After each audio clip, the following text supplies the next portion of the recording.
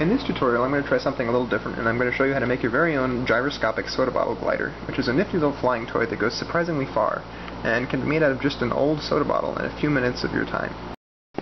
So for this project we're going to need an empty 2-liter bottle, the important thing being that the sides are nice and straight, you don't want anything curvy going on, some paper and scissors, some tape, and some kind of marker that will be able to make marks on your bottle. I also recommend some post-it notes, although they are optional for visibility in the final product. So the first step is to remove the label from your bottle.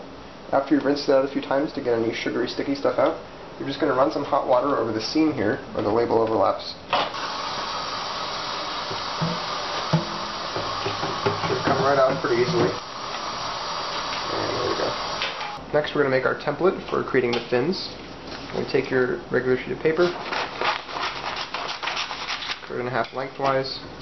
You just want to get a longer strip with a flat edge. Make sure the edges are reasonably well lined up, and then take them together. Now you're going to want to wrap this around the bottle to get a good measure of its circumference. Make sure it's stretched nice and tight all the way around. Line it back up with itself. Take note of where it overlaps itself. We're going to cut it off where it was overlapping, so that we have a strip that is the length of the circumference of the bottle's body, just about perfectly. So we're going to want to cut 5 fins into this strip, so we're going to want to divide it into 5 sections. So I've marked 4 marks. For those of you who are curious if your bottle is the same size as mine, 13.5 inches divided by 5 is just under 2 3/4 inches. So we have these 5 marks. We're going to fold the strip of paper on each one, making sure that you line up the flat edge of the strip. We have 5 layers here that are all the same size. We're going to want our fins to be about 3/4 inch from top to bottom. We're also going to measure the center of the page this way so that we know where the center of the curve should touch. Right, so now the challenge is to draw yourself a curve that starts up at the top corners here, and the line should be going perfectly parallel to the top of the page at those points so that it matches smoothly when you unfold the page, and touches down here, again perfectly parallel to this line. So just try to sketch out something smooth. Okay, here's the result. Nice smooth curve. We're going to want to cut through all 5 layers at once so that it will make 5 nice smooth curves that lead into each other. Make sure the layers stay aligned as you're cutting, or you'll get an uneven design. Okay, and when you unfold it, you should end up with some nice smooth curves. You're going to want to put it up as high as you can before the bottle starts to bend. That way you give yourself a lot of room towards the bottom to make it as long or short as you want later on.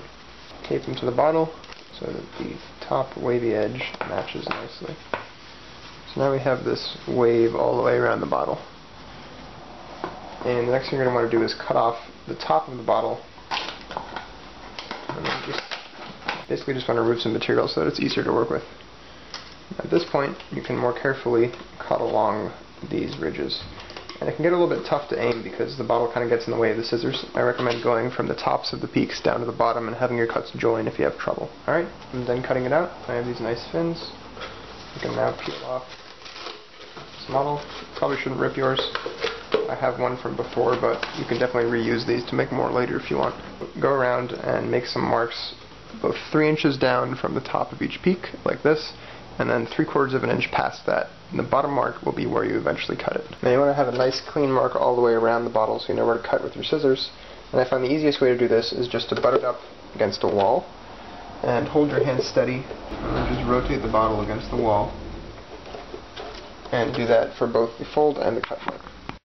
I've got marks all the way around. They're very faint. I apologize, you probably can't see them, but they're there. And we're going to cut off the bottom ring. So again, that's 3 3/4 inches from the top of any of the peaks. So again, I'm going to do a rough cut first.